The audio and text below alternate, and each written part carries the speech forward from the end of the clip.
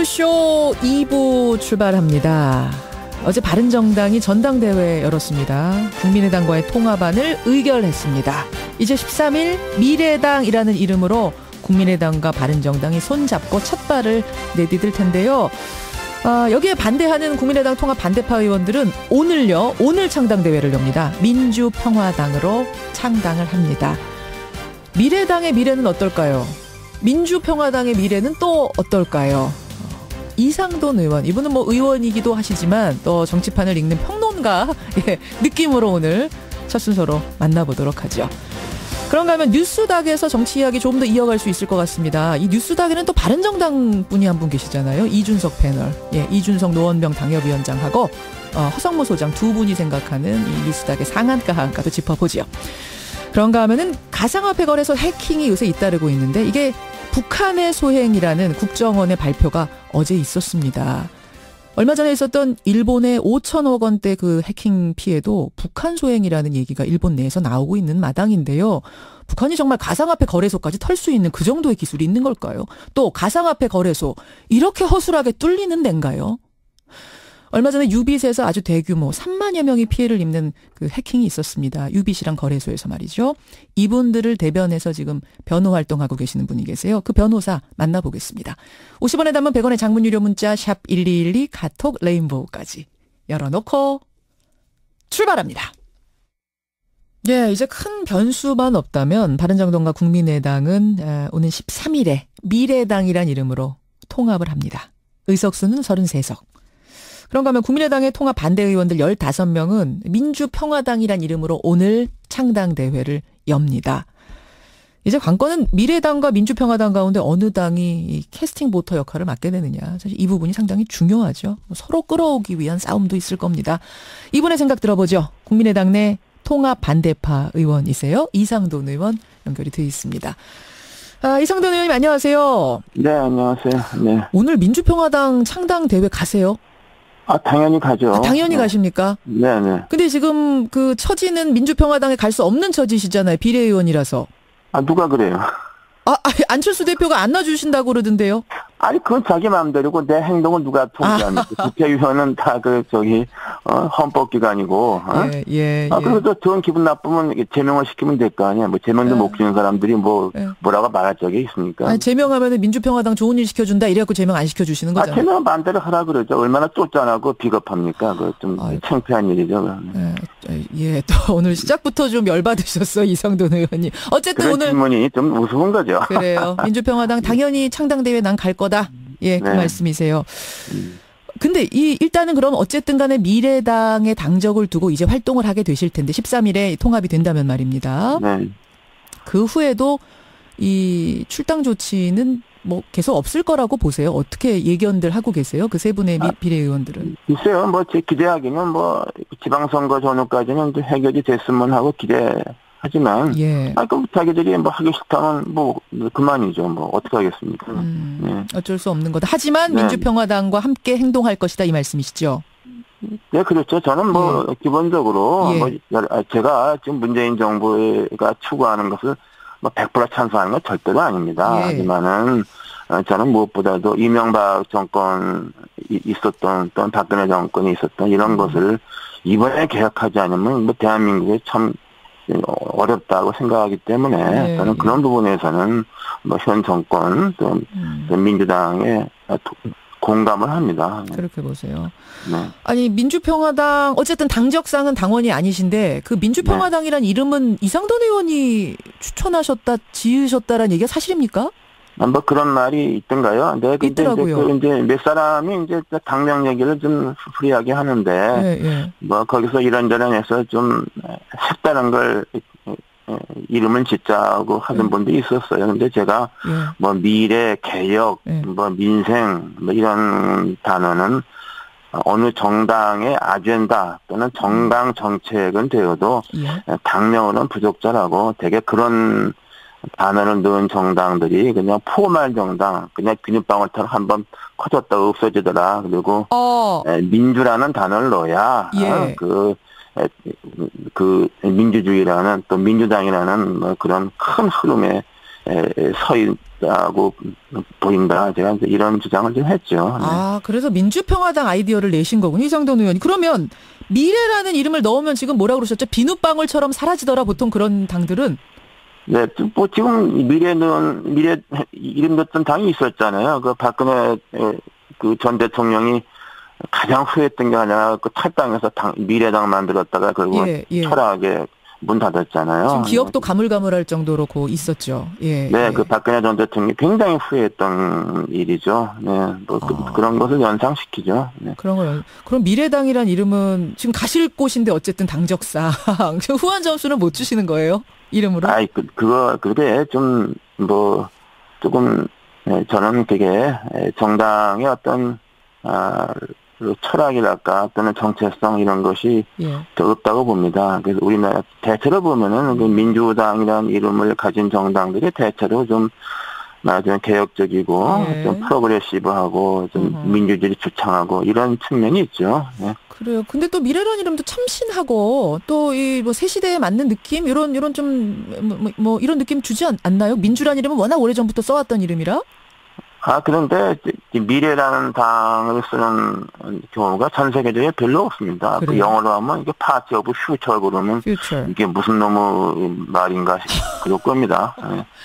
알겠습니다. 이거는 제가 잠시 후에 이준석 바른정당 위원장 나오시니까 거기한테 질문 좀 드려보기로 하고, 더 중요한 건, 이름보다 더 중요한 건 진짜 미래입니다. 진짜 미래는 어떻게 될 것인가. 우선 미래당의 미래는 어떻게 보세요?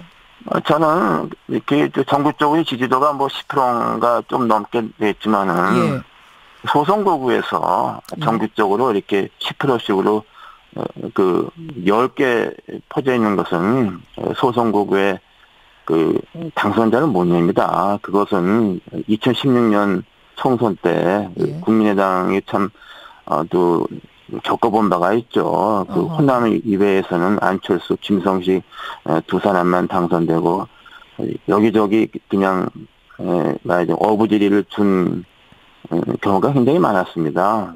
다만 이제 민주평화당 같은 경우는 호남에서의 지지도가 이제 굉장히 상승하고 있기 때문에 거기서는 저는 상당한 성과를 낸다고 봅니다.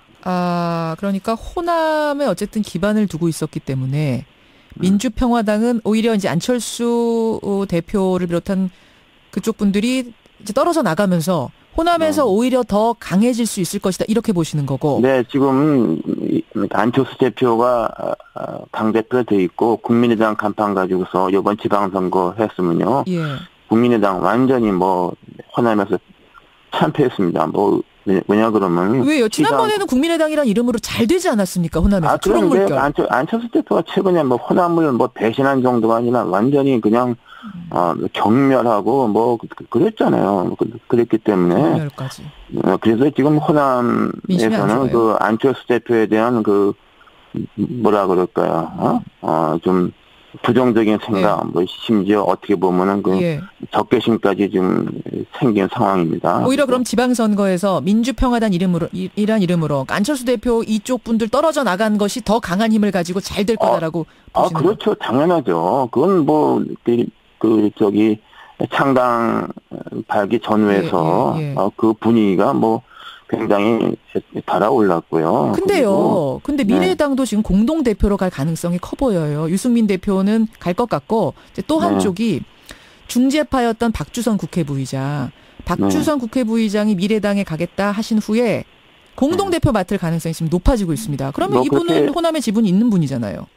그런데 지금 분위기는 그렇지가 않습니다. 그리고 어떻게 보면은 요번에 미래당으로 안철수 대표 쪽에 가신 분들이 있는데 저도 그분에 대해서는 굉장히 섭섭하게 생각하는데 저는 그분들이 판단을 잘못했다고 봅니다. 어떻게 보면은 이미 사선씩 하고 그래서 호남에서 이 차기 선거를 이제는 좀 접은 분들이 아닌가 싶고 김관영, 권은희 같은 두 재선 의원은 이제는 그 지역은 이제 끝났다고 봐야죠. 지역에서 끝났다. 지금 민심이 그렇다고 보시는 거예요. 네, 그렇습니다. 그렇지만 민주평화당을 향한 비판 이런 거 있습니다.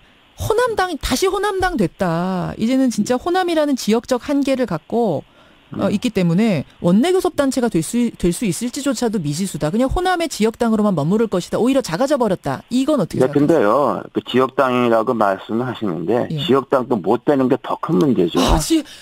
미래당은 지역당조차 못 되는 신세가 될 거라고 보세요? 저는 그 미래당에 있는 현직 의원들을 지역구를 하나하나 보세요. 예. 과연 2020년 총선에서 예?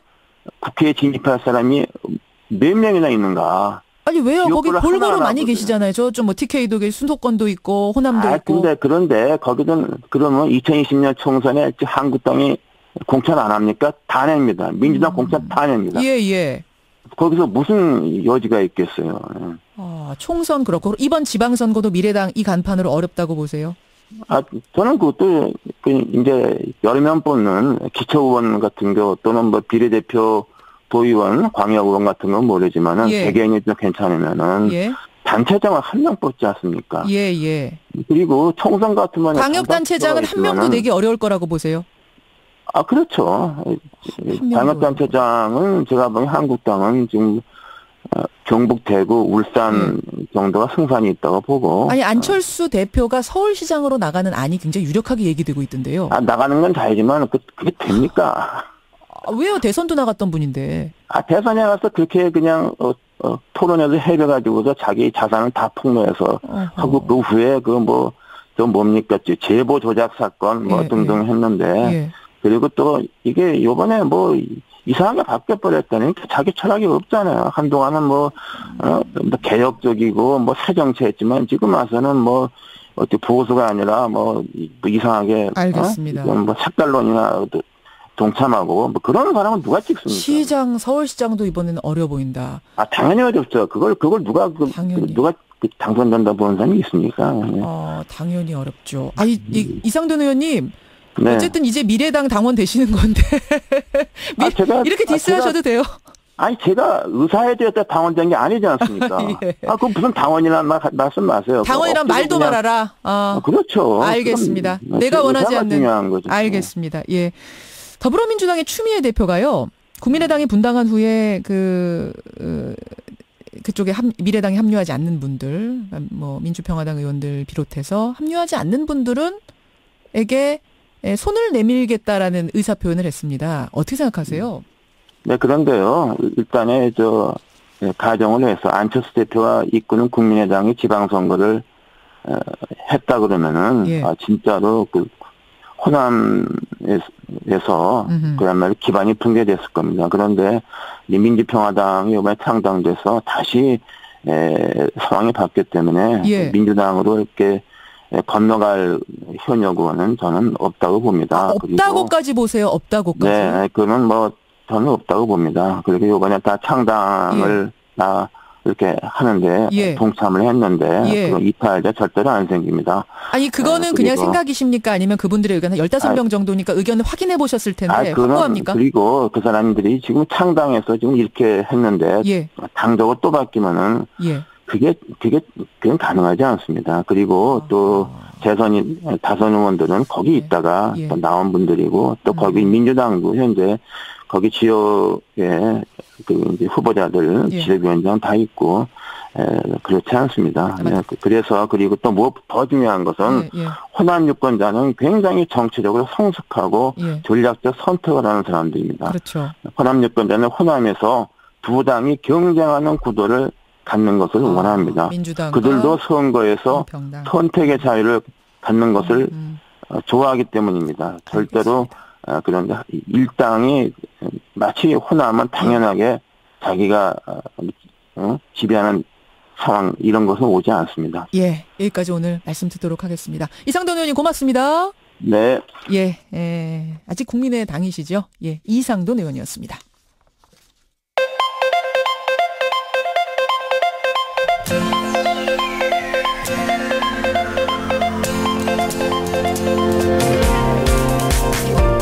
여러분은 지금 CBS 라디오 김현정의 뉴스쇼를 함께하고 계십니다.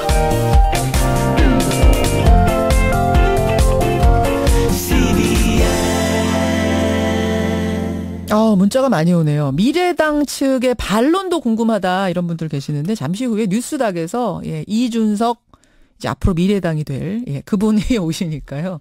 이준석 위원장의 얘기를 좀 들어보기로 하고 다른 얘기 잠깐 가겠습니다. 북한이 지속적으로 가상화폐 거래소 해킹을 시도하고 있고 복수의 거래소에서 이미 수백억 상당의 가상화폐를 탈취해 갔다. 이게요. 제 말이 아니고 국정원이 한 말입니다. 어제 국회 업무보고 자리에서 한 말입니다. 지난 12월에 가상화폐 거래소 UBC 해킹당한 것도 이게 북한이 개입돼 있다. 이런 얘기인데 두 가지에 놀랍니다. 하나는 아니 가상화폐 거래소에서 거래되는 액수가 하루에 얼만데 이렇게 허술한가? 이게 놀랍고요. 또 하나는 이번에도 북한인가? 이게 놀랍습니다. 그 유빗 해킹 사건의 피해자를 돕고 계신 분이세요. 법무법인 정동국제의 최우석 변호사 연결을 해보죠. 최 변호사님 안녕하세요. 네, 안녕하세요. 최우석 변호사입니다. 예, 우리나라 가상화폐 거래소 해킹도 북한 소행이다. 이 소식 어떻게 들으셨어요? 국정원에서 얘기한 거는 그 레저러스라는 북한 해커 그룹이 뭐 악성 코드를 싣는 방식으로 해킹을 했다. 뭐 그런 얘기를 들었는데요. 예. 북한의 소행이라는 얘기도 나오고 이런 해킹 사건과 관련해서는 내부 소행이라는 얘기도 종종 나오고 있습니다. 그래서 내부 소행이라 하면 어디 내부요? 그 경영진 같은 아니면은 직원들이나 이런 거래소 내부 소행? 네네네. 하하. 그래서 그 일본 같은 경우에는 마운트곡스라는 거래소가 있었는데 그 거래소도 해킹을 당한 적이 있습니다. 예. 그런데 그 마운트곡스 사건에서는 그 결론이 경영진의 내부 소행으로 바뀌어진 적이 있거든요. 그런 적이 있군요. 그래서 이제 어쨌든 이런 북한 소행일 수도 있고 내부 소행일 수도 있는데 어쨌든 해킹에 취약한 것은 이제 분명한 것으로 생각이 됩니다. 예, 사실은 북한에 들어가서 수사를 할 수가 없으니까 북한 해킹이다 이랬던 사건들 중에는 말끔히 밝혀진 게 하나도 없어요. 그래서 우리가 이게 진짜 북한 소행인지 아닌지 확정할 수는 없겠습니다만 다만 우리뿐만 아니라 얼마 전에 일본에서 벌어진 그 5,600억 원 해킹 사건 가상화폐 이것도 일본 당국도 북한 소행이 유력하다 이렇게 보고 있더라고요. 실제로 북한 소행이라고 볼 수도 있지만은 저는 북한 소행보다는 그런 이득을 노리는 이런 경영진이나 아니면 내부 소행일 가능성이 좀 더 크지 않을까라는 생각을 하고 있습니다. 사실 변호사님이 이 가상화폐 해킹 문제에 굉장히 정통한 분입니다. 저희가 취재를 오래 해봤는데 정통한 분인데 최 변호사님이 보시기에는 지금 내부자 소행일 가능성에 상당히 무게를 두고 계시네. 물론 수사해봐야겠습니다만 두고 계시네요. 제가 이제 이 사건을 하면서는 북한 소행보다는 다른 내부자나 이득을 노리는 집단의 소행이 아닐까. 그런. 왜 그렇게 생각하세요? 내부자 소행일 가능성에 왜 무게를 두고 계세요? 일본 같은 경우에 과거 그런 사례도 있었고, 사실 이런 가상화폐의, 추적 같은 경우가. 좀 힘들기도 하고, 가장 쉽게 접근할 수 있는 사람들이 이제 내부자이기 때문에, 북한일 수도 있지만, 북한 말고 내부자도 충분히, 이런 해킹의 의심이 좀 더 크지 않을까. 그런 추측을 하고 있습니다.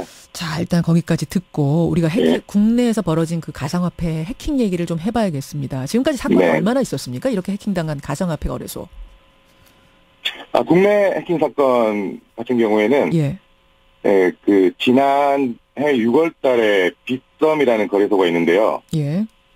회원 정보 유출 사건도 있었고 지난해 또 9월에는 또 코이니즈라는 곳에서 이제 또 이런 해킹 사건과 그다음에 제가 담당하고 있는 사건 중에 하나인데 이제 유빗 거래소라고 하는데 유빗 거래소 같은 경우에는 4월에도 한번 해킹이 있었고 얼마 전에 또 12월 달에도 한 번 더 해킹이 있었습니다. 그래서 가장 4월 달에는 한 55억 정도 그리고 12월 달에는 그 당시 시세 기준으로 한 170억 정도 이렇게 해킹당했다고 알려져 있습니다. 지금까지 가상화폐 거래소 해킹 사건 중에 가장 큰 거는 12월에 유빗에서 있었던 170억 원 해킹 이거네요? 네네. 현재 우리나라에서 이제 이런 해킹 사건으로 가장 큰 거는 이제 유빗 거래소 사건이 아닐까 라고 생각을 하고 있습니다. 아니 블록체인 기술이라는 게 해킹으로부터 안전한 시스템이다. 그래서 이게 대단한 기술인 거다. 4차 산업시대를 이끄는 거다. 이런 얘기들 들었는데 이게 왜 어떻게 해킹을 이렇게 허술하게 당합니까? 블록체인 기술하고 그다음에 거래소에서 있는 이 거래할 때 이 지갑을 쓰는데요. 하드월렛이라고도 하고 이제 콜드 월렛이라고 있는데. 잠깐만요. 그러니까 그 전에 정리할 것이 블록체인 기술이라는 것은 그 가상화폐 운용 시스템을 얘기하는 거지. 지금 뚫린 거는 거래소가 뚫린 거고 다른 차원의 얘기라는 말씀이신 거죠? 네네, 그렇습니다. 예, 헷갈리시면 안 됩니다. 블록체인 기술을 가지고 거래소를 보호하는 게 아니라는 얘기예요. 네네, 거래소는 그냥 단순히 거래만 소일 이제 뿐이라는 겁니다. 예. 예, 그래서 블록체인 기술과 전혀 관계가 없는 거죠. 전혀 관계가 없는 겁니다. 그럼 거래소는 이번에 어떻게 뚫렸습니까?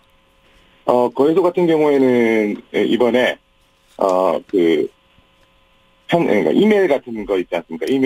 이메일을 이제 보내서 그 안에 악성 코드를 심어서 이제 그 악성 코드를 기반으로 해서 이제 온라인상에 있는 가상 암호화폐를 이렇게 탈취하는 방법으로 이렇게 해킹을 했다라고 보여집니다.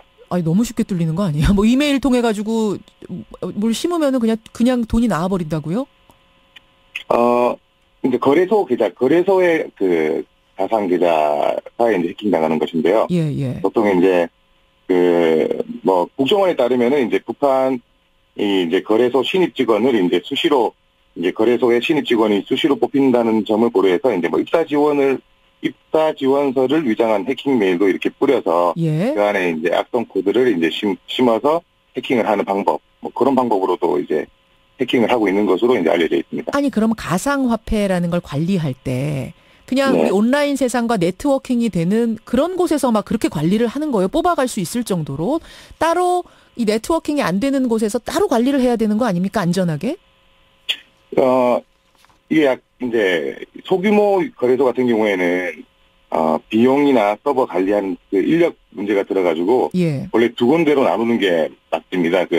이제 온라인상에 관리하는 것과 그 다음에 콜드 월렛이라는 그 비온라인상에 관리하는 게 있는데 이렇게 콜드 월렛과 하드 월렛을 왔다 갔다 할 때 인력과 비용이 이렇게 많이 좀 들기 때문에 작은 거래소 같은 경우에는 이제 하드 월렛 비중이 많은 상태에서 이제 거래소 운영을 하고 있습니다. 핫 월렛, 콜드 월렛 이 이야기를 잠깐 해야 될 것 같은데요. 저도 이거 들어봤습니다만, 그러니까 핫 월렛이라는 건 여러분 주머니잖아요. 핫 월렛 그 지갑 안에 들어있는 것들은 언제라도 빼서 쓸 수 있도록 빨리빨리 거래가 가능하도록 조금 떼어놓은 돈인 거고. 그렇죠. 콜드 월렛에 담아놓은 돈들은 유동이 금방금방 되지 않기 때문에 안전하게 따로 온라인하고 분리시켜서 놓는 그 서버에 놓는 그 지갑인 거죠. 네네, 맞습니다. 예. 근데 그거를 편하게 빨리빨리 하기 위해서 핫 월렛에다가 많이 담아놓은 거예요?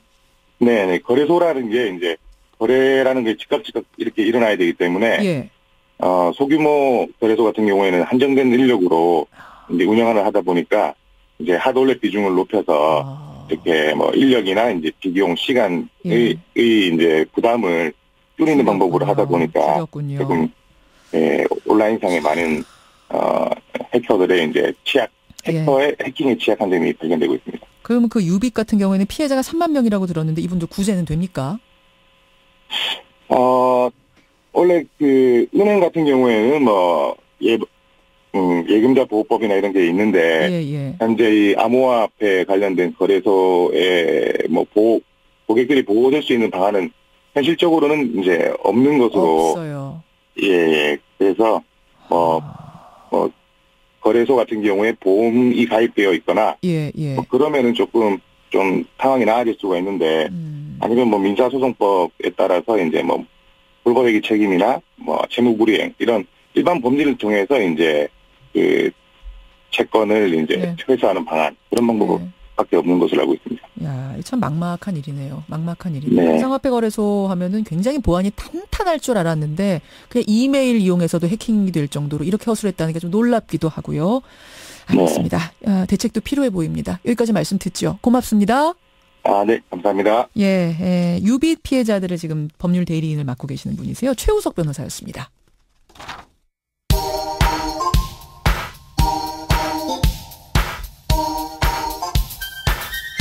김현정의 뉴스쇼 CBS 라디오와 함께하고 계십니다. 저는 퇴근길 시사자키 정관용입니다.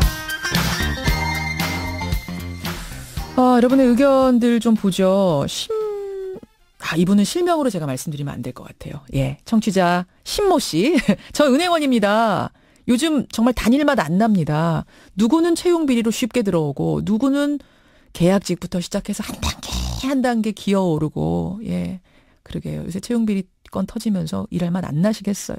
7437님 금융권은 물론이고요. 공기업도 백으로 입사하는 직원들 많습니다. 이건 다 아는 사실입니다. 예, 이런 말씀하시고 5709님 방송 듣다 보니까 화병 나서 못 살겠습니다. 예, 이재용 부회장 판결부터 시작해서 은행 이 채용비리 문제 등등 게다가 지금 암호화폐 거래소 해킹 사건까지 답답한 일들이 좀 많네요. 5180님 수사하다 막히면 다 북한 탓하는 겁니까? 하시면서요. 지난번에 농협중앙회 해킹 사건도 더 좀 제대로 끝까지 수사해봐야 된다. 이런 문자들 보내주고 계십니다. 9282님 삼성은 대한민국 3권 위에 있는 것 같다. 뭐 이런 생각하셨다는 분도 계시고요. 또 반면에 이 법원의 판결은 어쨌든 존중해줘야지 이것을 법 전문가가 아닌 사람들이 이러쿵저러쿵 논평하는 건 또 옳지 않다라는 이런 예 문자도 들어오고 있습니다. 고맙습니다. 뉴스닥까지요. 뉴스닥.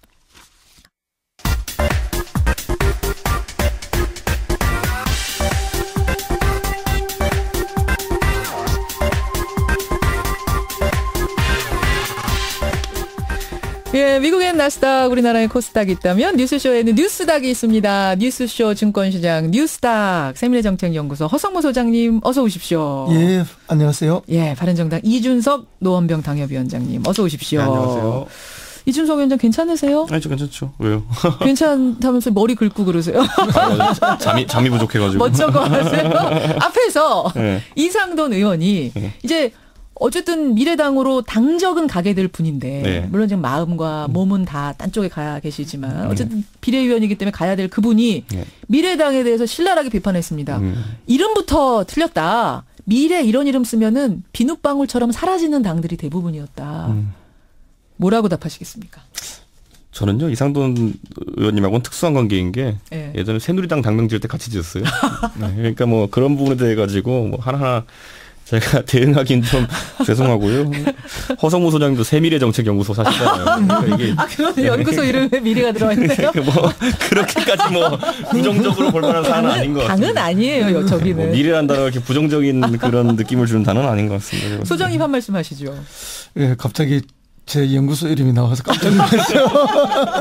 예. 이상돈 의원이 보시기에는 네. 미래라는 이름을 당에 넣는 건 정당에 넣는 건 적절치 않아 보였다. 그렇습니다. 지금까지 우리나라의 정당명에는 대개는 이제 민주라든지 예. 정의라든지 예. 그다음에 이제 우리 평화, 평화 국호 우리나라 대한민국과 관련된 국호가 예. 많이 들어갔는데 한국. 예.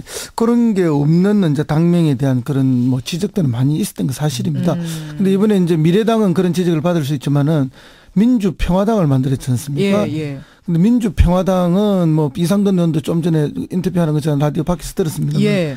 이분 같은 경우에는 이제 이게 호남당 이야기에 되니까 호남당마저도 지역당마저도 안 된다고 미래당을 비판을 하셨는데 네. 과거에 평화민주당이라고 있었습니다. 있었죠. 예, 그 김대중 대통령이 1987년에 예. 대통령 후보로 나서면서 만든 당인데요. 예, 예. 이번에 민주평화당을 만드는 걸 보면서 평화민주당의 후신이다 하는 그런 느낌을 저는 개인적으로 연상이 되셨어요? 굉장히 많이 받았습니다. 그것은 이제 호남 유권자들한테 어떤 그 향수를 불러일으키면서 각인시키려고 하는 그런 당론이 의도가 있었던 게 아니냐. 저는 그렇게 봅니다. 그렇게 볼 수 있게 6948님이 문자 주셨는데 평화민주당이 이분도 떠오르셨대요. 그래서 평화민주당이 거꾸로 해놓은 거 아닌가 이런 생각이 드셨다. 원래 당명 지을 때요. 저도 이제 당명 짓는 걸 한 3번 정도 옆에서 지켜보게 되는데 예, 예. 뭐 새누리당, 바른정당 그다음에 미래당에 지켜보게 되는데 사실 여러 아이디어가 나오게 되는데요.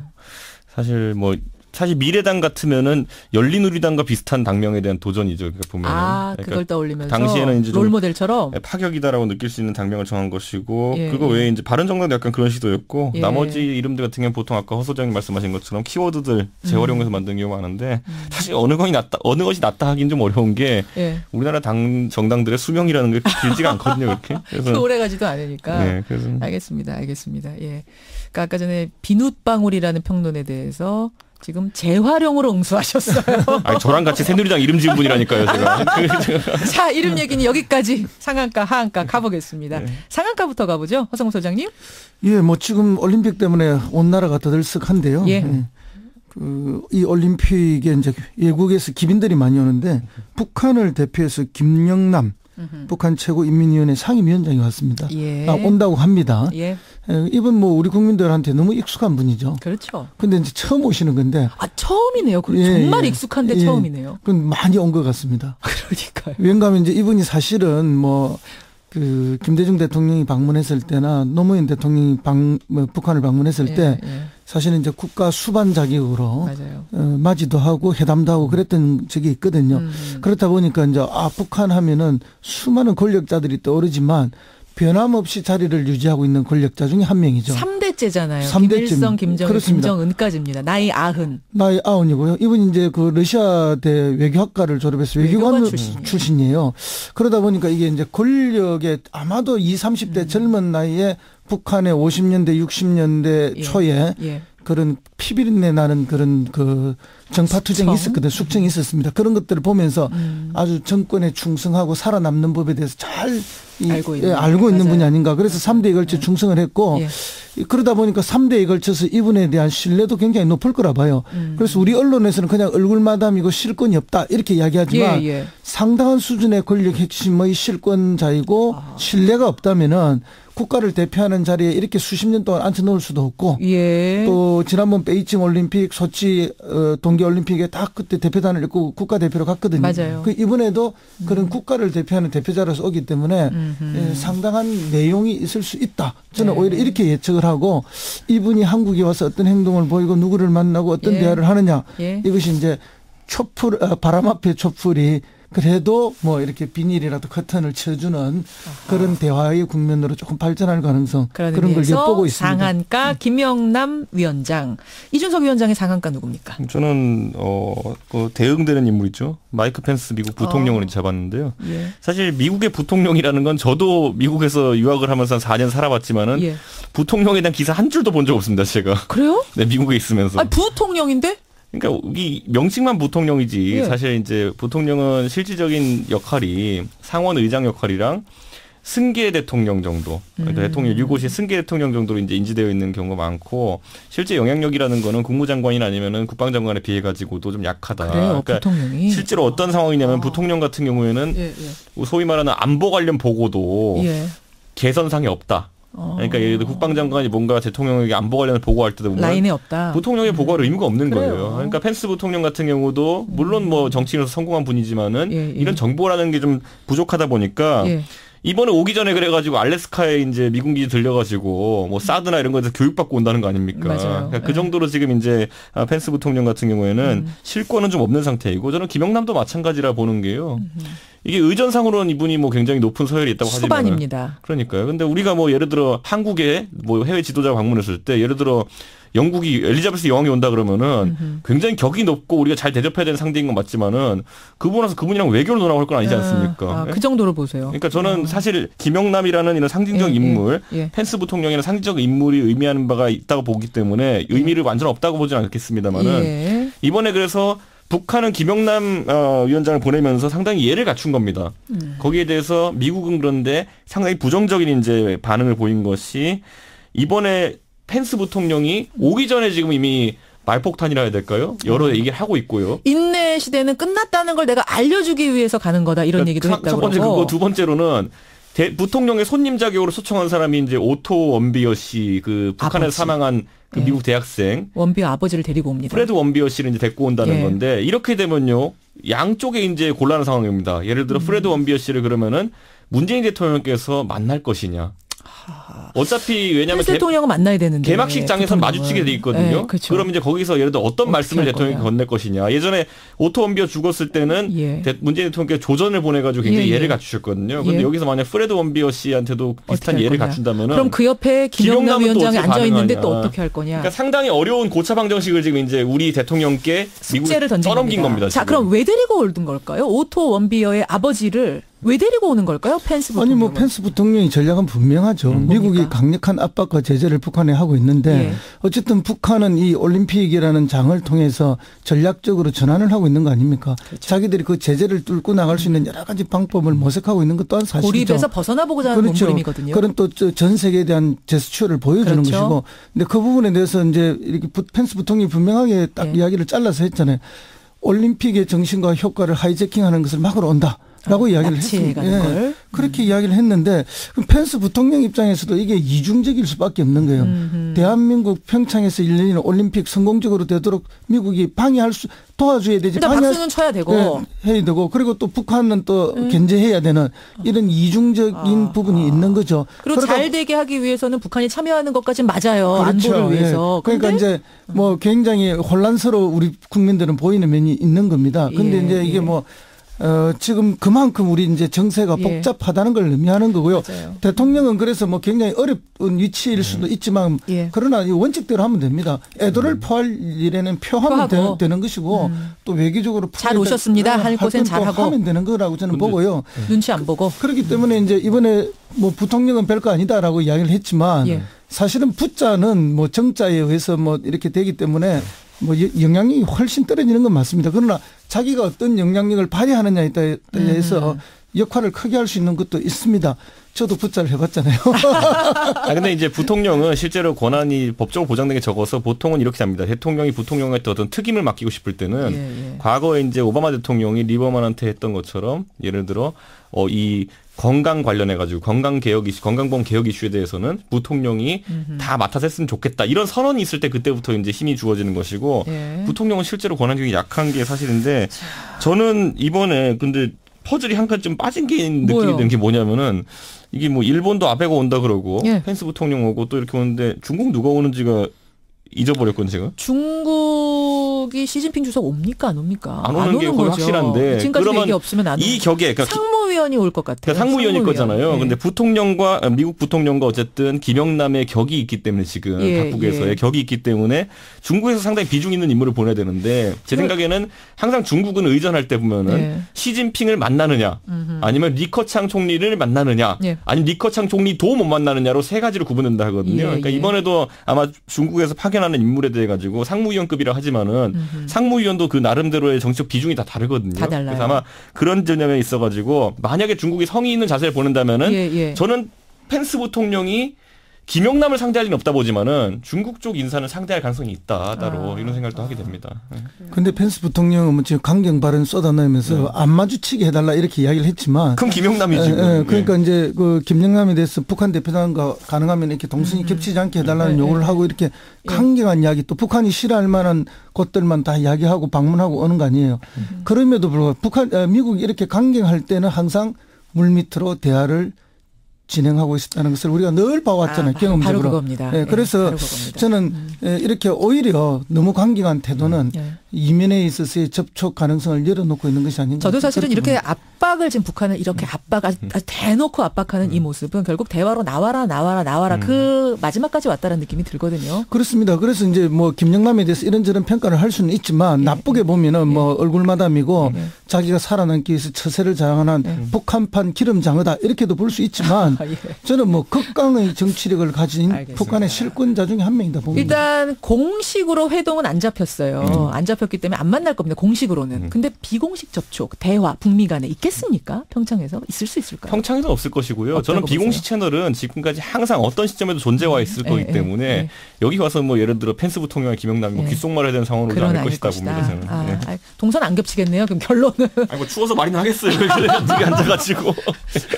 또 왜 그러세요? 그래도 잘 돼야죠, 개막식. 여러 겹 입고 가면 된다. 개막식이 잘 돼야 되는 건 당연히 맞고요. 그런 의미에서 저는 이번에 좀 정치적으로 와가지고 둘이 안 만나는 건 둘째치고 말폭탄 좀 안 던졌으면 좋겠어요. 펜스 부통령도 그렇고. 뭐 가까이 오기 전에는 각국에서 할 수 있겠지만은 우리 공항에 딱 내리는 순간부터는 좀 조용히 하고 있었으면 좋겠어요. 그럼요. 당연하죠. 근데 평화만 얘기해야 됩니다. 미국이 지금 계속 뭐 말폭탄도 던지고 뭐 그다음에 또 마치 공격을 할 것처럼도 하고 이렇게 했지만 실제 이제 뭐 어제 미국 상원에서도 그 부분에 대해서 대통령이 강력한 이야기를 했지 않습니까? 그런 것처럼 미국도 전략이 좀 오락가락하는 느낌도 있고요. 어찌 보면은 결국은 마지막엔 대화를 가기 위한 건데 그 전에 주도권을 잡기 위한 주도권 싸움. 뭐 그런 게 아닌가. 알겠습니다. 자, 뉴스닥 상한가는 두 분이 다 올림픽과 관련된 인물들, 펜스 대통령, 또 펜스 부통령, 그리고 김영남 상임위원장을 꼽아 오셨어요. 하한가 가보겠습니다. 하한가. 이번 주는 하한가 인물도 꽤 많이 보이는데 허성무 소장 누구 골라오셨어요? 저는 뭐 안태근 전 검찰국장과 검찰 출신인 최규일 자유한국당 의원을 골랐습니다. 서지현 검사가 지목한 어떻게 보면 가해자 두 사람을 골라오셨습니다. 이준석 위원장. 저는 뭐 비슷한 사건에서 박상기 법무장관을 이제 박상기 법무부 장관도 역시 구설에 올랐었죠. 두 분 또 역시 통하는 아이템이네요. 허성무 소장님. 예, 뭐 온 사회 조직 내에 지금 뭐 성추행이 없는 곳이 없죠. 그럴 만큼 우리 사회에 지금 만연되어 있어서 어떤 형태로든지 이게 이번 사건을 계기로 좀 건절되고 사회 문화 전체가 바뀌는 계기가 됐으면 좋겠는데요. 그럼에도 불구하고 이 가해자들은 바뀔 생각이 전혀 없어요. 이 안태근 전 검찰국장은 술 취해서 잘 뭐 기억이 안 난다 이렇게. 이번 기억 안 나는 전문가예요. 왜요? 국회에서 지난번에도 뭐 노회찬에서 질문하니까 기억이 안 난다 이런 이야기를 했는데 이 뭐 공부 잘하고 고시 서울대 법대 나오고 고시 했던 어떻게 패스하셨는지 모르겠어요. 최고의 인사라 뭐 엘리트라고 하는 사람들이 기억이 안 난다니까 그러니까요. 정말 국민들의 어안이 벙벙하죠. 그다음에 이제 최규일 뭐 의원도 자기 명예훼손이다 지금 이러고 있어요. 대개 이제 이런 성범죄 관련해서 뭐 사실무근 명예훼손 뭐 이렇게 이야기해도 나중에 기억 안 난다는 분들 다 가면은 기억이 잘 나요. 그런 면에 있어서 이 두 분이 지금 초록이 동색이다. 그리고 검찰은 이런 사건 일어나면 그걸 조사하고 수사하고 처벌해야 되는 조직인데 이 조직이 오히려 더 심각하다는 면에 있어서 맞습니다. 그리고 그 당사자들이라는 면에 있어서 물론 뭐 본인들 지금 부인하고 있고 기억 안 난다니까 아직까지는 뭐 조금 더 수사를 해보고 조사를 해봐야 되지만 정말로 문제가 많은 사람들 아닌가. 한가 뭐 한가 줄 수밖에 줄만합니다.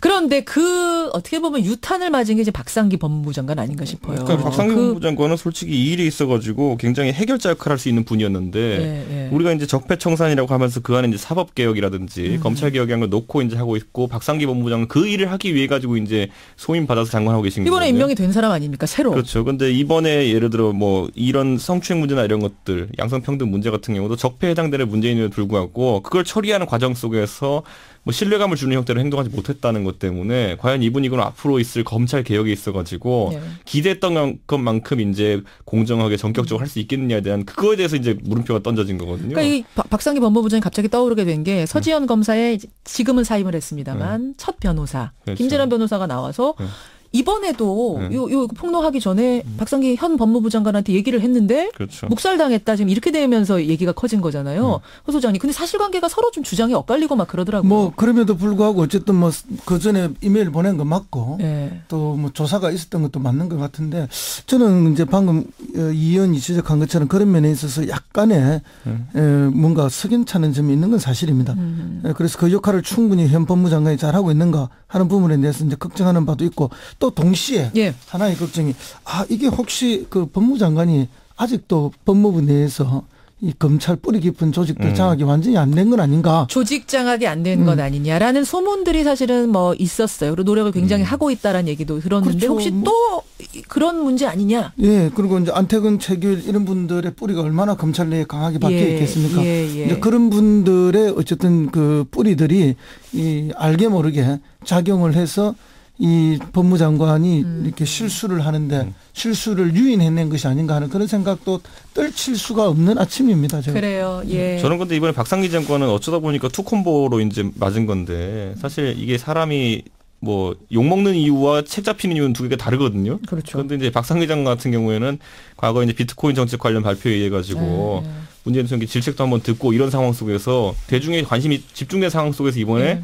서지현 검사 일을 제대로 처리 못했다는 얘기가 되면서 이게 사실 두 개가 엮이면 안 되는 일인데 굉장히 최근에 주목받는 인사가 되면서 지금 경질 위기까지 놀린 것으로 이제 보입니다. 저는. 그래요. 예. 오늘 미투 운동으로 연관된 그래서 하한가를 맞은 세 사람 이름 올려주셨는데 청취자 강진님이 미래당 이거 빵집 이름이 좀 연상된다. 이거 이 얘기가 당 안에서 혹시 나와요? 아니요. 저는 근데 아까 이상돈 의원이 하신 말씀 중에 박근혜 대통령이 옛날에 미래연합이라는 당을 만들었다는 건 저도 지적했는데 그거 되게 심각하게 받아들이더니만은 중간에 이제 밀어붙이더라고 어떤 분이요. 이제. 아니 근데 미래당하고 이렇게 당 이름 두 개 놓고 할 때 그 바른 국민당하고 미래당 할 때 미래당 빵집 이름이다 이래가 안 된다라고 주장한 그 소속 의원들도 있잖아요. 그게 보도에 나왔어요. 근데 제가 아까 말씀드렸지만 새누리당 이름 지어본 사람으로서 저도 압니다. 누리는 심지어 사전에 보면 메뚜기란 뜻도 있습니다. 그러니까 이게 그렇게 하나씩 파고 들어가면은 이름 못 지어요? 이름 못 짓습니다. 오늘 하여튼 여러분들이 가장 관심 많으신 거는 정당 이름이었다는 거 전해드리면서 두 분과 인사 나누겠습니다. 오늘 상한가 그리고 허 소장님한테 질문 하나 들어왔어요. 아까 부자 들어가는 거 해보셨다고 그러는데 뭐 해보셨습니까? 이 질문. 그래요. 부지사지. 경상남도에서 정무부지사. 정무부지사 하셨어요, 이분. 유명한 분입니다. 두 분 고생하셨습니다. 고맙습니다. 감사합니다. 뉴스닥 세미래정책연구소 허성무 소장, 바른정당 이준석 노원병 당협위원장이었습니다. 청취자 김범수님, 오늘도 제주는 겨울 왕국입니다. 지금도 눈이 오고 있네요. 동계올림픽은 제주에서 개최해도 될 것 같습니다. 라고 할 정도로 제주 분들 눈 때문에 고생하고 계시네요. 제주에 계신 분들 안전운전 하시고요. 제주가 눈폭탄을 맞았다면 지금 뉴욕 증시도 폭탄을 맞은 듯합니다. 다우지수가 4.6%, 나스닥 3.7%가 급락하면서 패닉 상태에 빠져 있다. 뉴욕 증시가 패닉 상태에 빠져 있는 상태입니다. 탄탄한 경제 펜터멘탈을 확신한다라는 백악관 측 발언도 이 분위기를 살리지 못하고 있다는 이런 속보 전해드리면서 저는 인사드리죠. 내일 아침 7시 반에 돌아오겠습니다. 고맙습니다.